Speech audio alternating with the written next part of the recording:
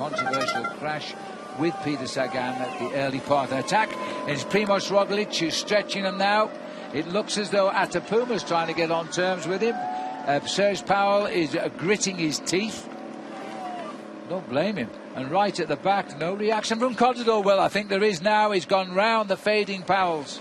Well, he knows he's got so much responsibility on those shoulders of his because his team did such a phenomenal job of setting this up. Darwin Atapuma, number 62, is the rider.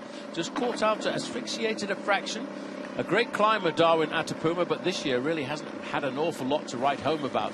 And these riders, they're all, it looks to me, when you look at the pedaling style of every one of them, they're all pretty much on the back foot. Yes, but Primoz Roglic here, we tipped him as a likely winner of the time trial almost 3 weeks ago in Dusseldorf, and he crashed and lost time, of course. But now he's really letting himself go in the first real day in the high Alps. He's had 5 wins this year, but he turned pro very, very late in his career to a small team in Italy, the Adria Mobile team.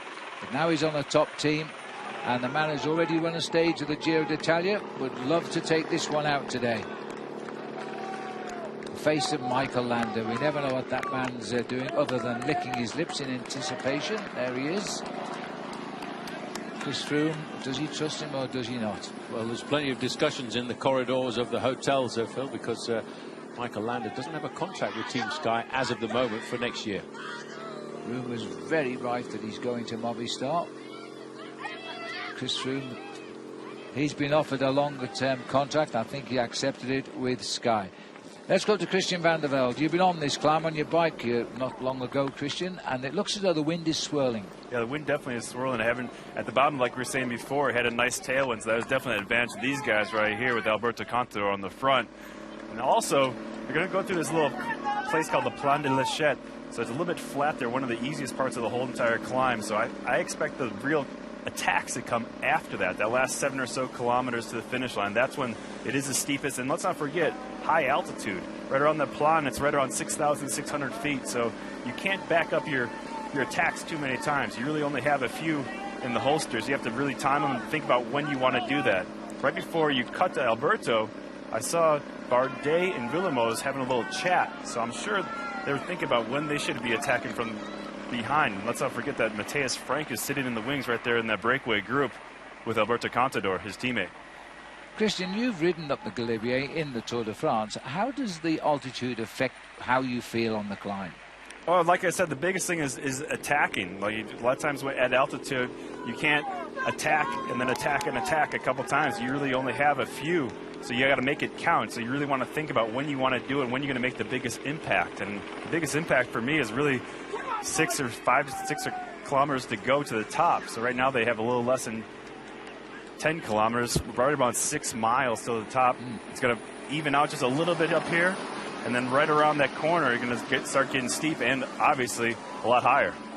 This is the young German here, Manuel Buchmann, who has showed a lot of promise in the Tour last year, just being tailed off.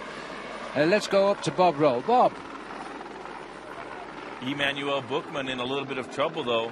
It'll be interesting to see what Fabio Aru does if he follows the wheels down the descent. I still get the sense that there's a headwind from the top of the last climb down to the finish line. A chance for things to come back together, but the front runners, 3+ minutes, if that gap stays similar, I'd see them racing for the stage win. Even if the chase group closes it down to within a minute or so, they still should have enough bodies to get to the finish line and contest a stage win. I agree, and I think that's why Alberto is really reluctant to pull at the bottom there. You see him kind of like thinking like trying to act like he's suffering a little bit more than he really is, grimacing a little bit, but I'm not really buying it too much. Now for getting it to the front there a little bit, pulling through. But I think that he's feeling pretty spunky still, but he really doesn't want to work too much here. Like I said, you really want to keep as much as you possibly can for those steeper sections at a higher altitude. This is a very select little group here at the moment. Contador is the best placed of them. He's 7:10 behind Chris Froome, so there's no reason for the leaders to chase him. I think they're planning their own private battle lower down the slopes. And again, Aru is on the back wheel, as he always is, of Chris Froome. How are you seeing it, Jens? Looking at the front group, I start to wonder if Alberto is confident enough that he can win the sprint out of them. Out of this group here, we see just actually another rider joining the front group. So now we have 6 riders in the lead. And like Bob said, that gives him enough bodies to actually pull this off for the stage win. Well, this is Navarro who's come back. He was on the lead earlier on the Col de Telegraph, and now he's fought his way back into the picture.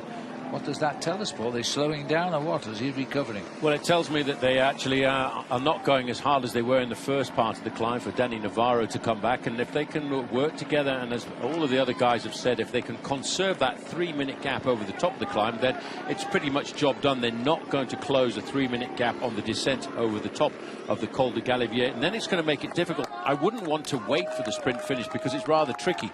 You go downhill for a long time, around about 16 miles downhill from the top of the Col du Galibier, and then you've got this nasty little climb around about 750 to 800 meters uphill. And if you've had your legs cool down on the descent, it's very difficult then to produce a really good sprint to win the stage. The best way to win, as everybody knows, is to try and win on your own. The barren heights as we continue up the climb here.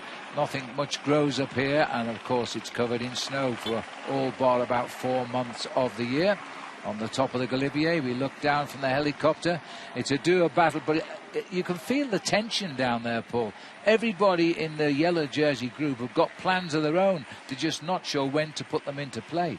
And I think they're all just a little bit inhibited by the fact that they're looking at the front of that group. 1, 2, 3 white jerseys with yellow helmets. Those are all Team Sky, and they're all powerful climbers. This is kind of the Team Sky tactic, asphyxiate the opposition. But the big advantage for number 11 there, Romain Bardet, he's got his teammate up alongside him, wearing number 19 there, that's Villermoz, but he's also got further up the road Matthias Frank. So if he can jump away towards the top of the climb, he'll have Matthias Frank wait for him, and that could be the recipe. Oh, attack here. Well, this is interesting. Serge Powell, who I thought was cracking, he's decided to stretch him out, and it's Primož Roglic who's gone after him. A little bit slower, the reaction from Contador, but he's going over now. Atapuma is just behind. And Matthias Frank and Navarro. Very, very slow for Alberto Contador to respond. A few years ago, you would not have seen that slow response for Alberto Contador. But going back historically for Contador, if you look at the way he's performed, he's always performed on the shorter, steeper climbs. And as we get to the summit of this climb, that's when we'll reach the steeper gradients. Well, Steve Perino, you're in the best seat in the house. It is getting animated up here. I'm just behind that breakaway that seems to have slowed up, like you said. As Christian brought up earlier, the element of altitude. When I spoke this morning with Rigoberto Urán, he said, you know, this is my wheelhouse. He's a guy, obviously, not only was he born and lived in Colombia, but in recent years working with Cannondale, he continues to go back to Colombia. He's very comfortable up over 2,000 meters. Flip side to that, that was one of the concerns when talking to the director of Team Sky. He said just what Christian Vanderbilt was saying earlier. Once you get over, you got it. Hold on, Steve. We've got an attack here, but thank you for that. We're watching an attack now by Serge Powell. Now, I keep thinking what Christian van der Velde just said. You can't attack too many times. You'll pay. This is at least the 3rd time he's gone.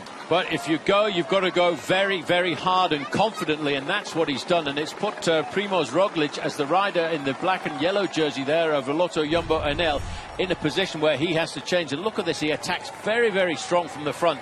And it's actually Alberto Contador. Look at a grimace all over his face, the rider in the white jersey. He just can't respond. In fact, he sits down in the saddle as if to go, oof, that was too hard. Well, you know, Dimension Data have been so close to victories over the 3 weeks with Eddie Bosenhagen, with Mark Cavendish and with Steve Cummins. But here we have an attack, but in the mountains on a day we thought we'd be talking only about the favourites by Dimension Data's Serge Powell. And he won the Tour of Yorkshire this year, and he won it well. And that's a hilly and a very difficult, not quite the same sort of hills here. We're in fact currently sitting much higher than any point in the United Kingdom. But for Serge Powell, it was a tough victory. He got away with his teammates, and they did a brilliant job by Oscar Freire, and they opened up an advantage in a movement like this.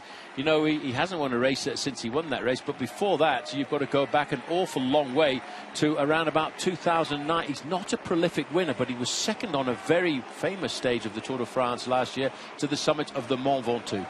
Well, that might be the reason why the victory for DD will come from a strange quarter. We'll see now. He's got to get to the top first of all. He's still over 7 kilometers from the summit of this giant mountain, the Col du Galibier. These boys will grind their way back if they can. Primoz Roglic is the rider trying to close it down. Contador, as he always does, sits there, dances on those pedals as the crowd get a grandstand view. We're going up there in a second. Well, we've still got 7.5 kilometers to go towards the top of this climb, which is just a fraction inside of 5 miles. That's still a good 20 minutes of climbing. And Danny Navarro, well, he just cannot take this pace anymore. And as Christian said, producing effort after effort at altitude is a very difficult thing to recover from. Navarro just got back on, and he couldn't take that last acceleration by Powell's. Maybe he'll recover. They were swinging round to that crowd line now, and then there'll be another right-hander in a moment. Powell's looking over his shoulder. He's going to keep going for a little bit longer, maybe. Very steep on this bend.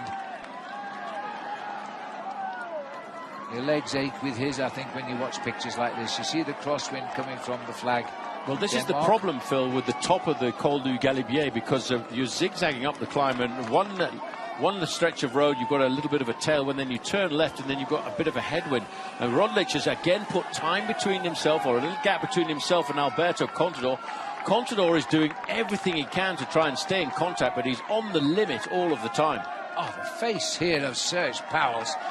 But it's Roglic who's gone up first. A little bit of reaction from Atapuma, but I think they've caught Matthias Frank off guard now.